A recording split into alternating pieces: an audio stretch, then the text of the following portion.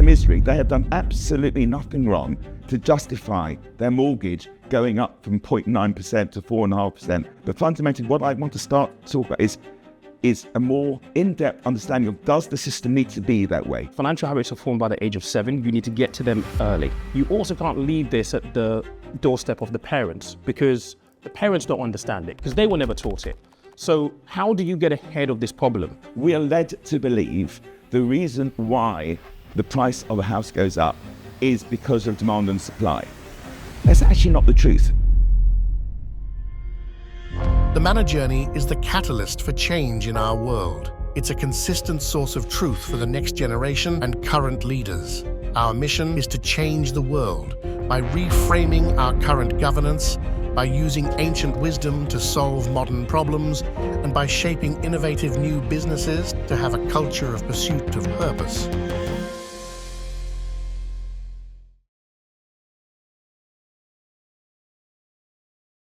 I think that the partnership between us is interesting, because you're dealing with a real life problem that people, I always call it an elephant in the room, because none of the parties are actually dealing with it. That should be the issue at the top of every political party's agenda. Yeah. It's not there.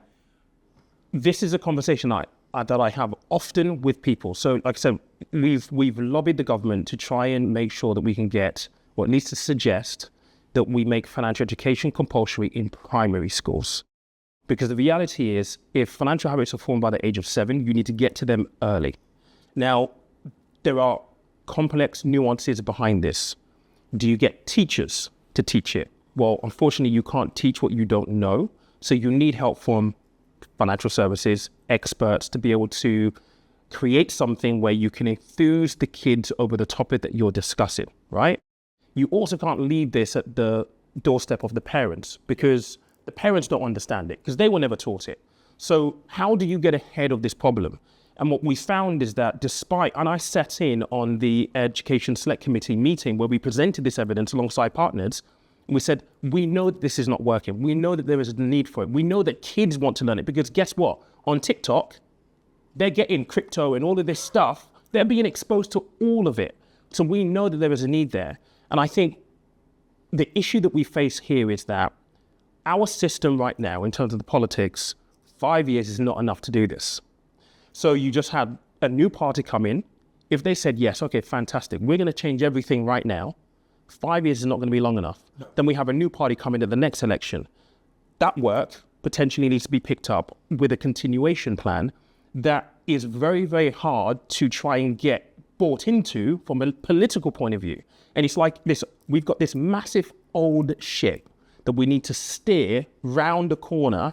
And whilst I guess there is no political appetite necessarily to do that, behind the scenes, we know that there is an acknowledgement we need to fix this. Okay, let me take it to in a different direction. So what you're dealing with is what has to be dealt with, which is how do we help people manage a system. But I think what we'll say is they feel the system is rigged, and the system is rigged. They have done absolutely nothing wrong to justify their mortgage going up from 0.9% to 4.5%, and the cost of living going. And people must be complaining. I mean, I suppose they live with it, got to deal with it. You help them. But fundamentally, what I want to start to talk about is a more in-depth understanding of, does the system need to be that way? You're painting a picture of a system which isn't working, which is failing.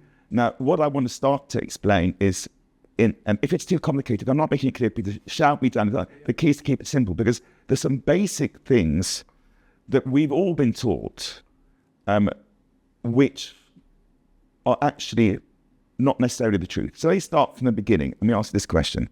Why do we need money? Very, very simple. Why do we need money? We need money to be able to facilitate and pay for the things that we are told that we need and want.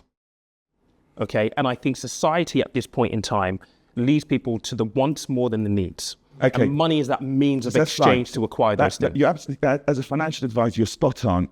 It's what economists call a mean of exchange. Mm-hmm. You want stuff, food, clothing, and you want a means, and money is used. There's actually two other purposes in the economics textbooks, which I want to just clear, because it's very important, and we have to go through them slowly to understand, are these actually right? So the means of exchange is one. The second is a unit of account. What does that mean? Is historically you keep a record of what it costs to build a house, for example. And let's assume it takes 10 people a year to build a house. So we then say, okay, let's assume £50,000 per person. To keep it very simple, 10 years at 50,000 is £500,000 to buy a house. We then say, okay, you as a single person are going to have to find £500,000 to buy a house. That was 10 people working for a year. And immediately, you can see this, Peter, you are therefore forcing debt. Your book talks about debt. Debt is on the assumption that you have to look at the history and say, because it cost 10 people a year, I'm going to make you all indebted. So what happens is 10 people take 1 year to build a house and I have to pay those people. But then when I sell my house, I have to be paid back for paying those people. And this chain then goes on for 300 years. And so what happens is that people who earned that money 300 years ago, effectively that bill is still being paid in perpetuity. What it does, it means everything's more expensive. Yeah, absolutely. Yeah. But because of but realistically, that's gone. We have the house. We got People are dead. It may be dead. It doesn't matter. So the system of recording what's happened historically and lumping that into a debt, you can see that is, and a lot of the people you're coming across are in debt, and some of them are not in debt because they can't actually get a house because they can't get the mortgage. So the first thing I'm challenging is, I don't believe that the historical function of a unit of account is actually right. Because it was, and I think, which means, by the way, we don't need debt, which I'm sure would appeal to the people you're dealing with. Absolutely, yeah. The concept, so you don't have to, no, you don't, it's an assumption that society has made. Yeah. So you don't, so that's what I'm saying, the starting point is. But I think also, it depends on what kind of debt you're talking about. Now, if we're talking about property, which you would class as good debt, you're tying up money in this asset, right? Yeah. It costs £500,000 to build. Therefore, that's what you paid for it. That's the underlying value of this thing. Mm. But then you have other economic issues around supply versus demand, which means that if there aren't that many of these houses being built and there's so much demand for this thing, that £500,000 becomes 700, then it's 800, then it's $1 million. And then people still have to go and find that current value to go get that. Now, that's good debt. At least there is a way to redeem your value out of this debt at some point. Can I just challenge that? Again, propaganda, I'll be straight. But the fact that what causes the price to grow isn't, we're all led to believe, I did economics a number of times. I'm an accountant, I did it at universities, I've done quite a lot of economics. We are led to believe the reason why the price of a house goes up is because of demand and supply. That's actually not the truth. Because if the bank won't lend more money, it doesn't matter, because effectively it's the bank that's creating that money, which enables people to pay more. One of the things that you push very hard, and Peter may not be aware of this, is to say that assets are not increasing in value, money is falling in value. And the reason that money is falling in value is because the banks are printing it like there's no tomorrow. And so by stoking up the housing market, it's not the demand that's the issue, it's the creation of money. So what I'm saying, Peter, I'm just challenging, what I'm saying to you is in the ideal world, prices wouldn't change. Because people have needs. Yeah, they need a home to live in, they need food, they need clothes. And that need doesn't change. And so different areas, but fundamentally, we have our needs. But we're led to believe, prices should actually increase. But what Arda's quite rightly saying is all that's happening is more and more money is being lent, more and more money is actually being created. So what you are talking about, an investment return, is actually inflation. Yes, I would definitely agree with that. And I think there is more to what you're saying there in the fact that I've seen a lot of stuff and read a lot of stuff around how credit debt is created. And the fact it's printed money. And that in itself, I think, is the bit that society is very slowly waking up to, and is almost the sinister part. Explain that, where we please. feel like you're right. You're absolutely. What do you mean by? Because you're spot on. It is. How do you understand it? What do you mean by saying that the money's printed? In terms of money just according to the general public, just happens to appear overnight because you have the central banks that are able to produce that money. Now, let me build on that. It's actually not. It's not the central bank. This is again propaganda. And I want your people that are watching to listen, understand that it isn't the central banks. That QE, the central banks can create money. That's not the way it works. This will shock you. Let me ask you this question, Peter. A bank lends one of your clients £500,000 for a mortgage. Where does that money come from? Where does the bank get the money from? Promissory note, right? Something like that. But do they need somebody to put the money in the bank? No. They don't? No. Do they need a reserve at the central bank or anything? Or is it just literally created on a computer? It's created on a computer.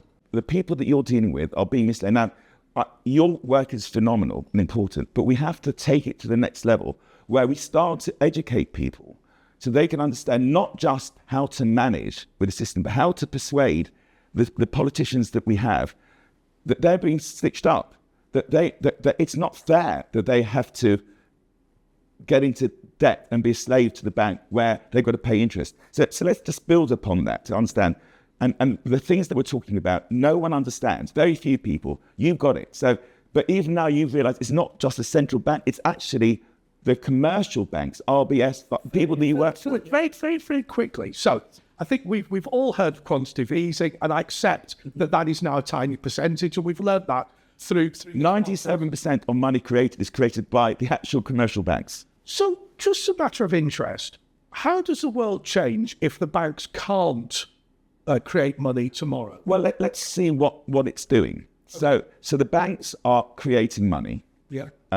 And then the loan, literally, it's a computer entry. So there's no piggy bank. And the way we're led to believe, Peter, which is why we think there's a deposit, don't you? You say, I deposit my money in the bank, which is the kind of piggy bank, and then the bank lends the money that I've deposited, and therefore they can charge me interest because effectively they're having to pay interest on the money that they get. Yeah. But if they just create the money, they have no costs. Why do they charge you interest? Because they've literally created it. It's like me taking a bag now of earth and tying it up and charging you £1 a week to rent it. It's as bad as that, Peter. It really is as bad. And they don't want us to know it. Yeah. And I want to start to educate people, the people that you're dealing with who are struggling, who know that the system is rigged. They know it's not fair, but they don't know quite what is unfair about it. Hopefully we can start to give them the tools to start saying, well, I have a question for you then, Phil. Yeah. Knowing this to be true, yes, knowing what the system presents to people as the means of interaction with money, how do we change that so people are able to see and interact with a system that is a true reflection of how it actually works in the background?